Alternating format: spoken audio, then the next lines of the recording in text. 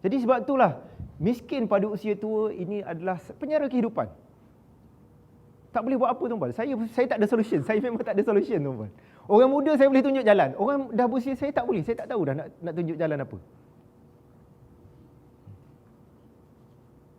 Okey.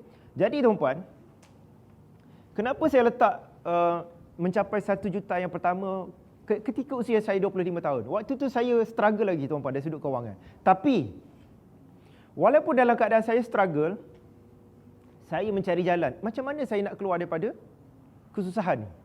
Saya tak tahu tuan-puan cari duit ekstra RM10 sebulan pun saya tak tahu. Jangan cakap dapat ekstra 100. RM10 pun saya tak tahu. Sebab saya tak ada pengalaman bisnes. Saya tak pernah buat bisnes tuan-puan.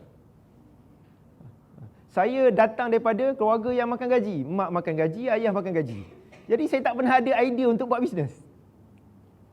Dan pada waktu tu saya fikir orang yang buat bisnes ni adalah orang yang mungkin belajar tak tinggi. Dia pun pergi buat bisnes sebab dia tak ada pekerjaan yang baik. Tapi bila saya tersepit, saya fikir, aku nak dapat ekstra RM10 sebulan, saya kena tunggu setahun.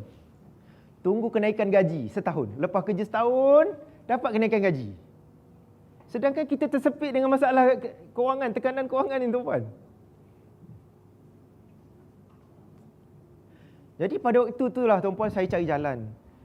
Saya sangat bersyukur tuan-puan ketika dalam keadaan susah tu, saya terjumpa satu buah buku. Tajuk dia Jutawan dari Planet Jupiter.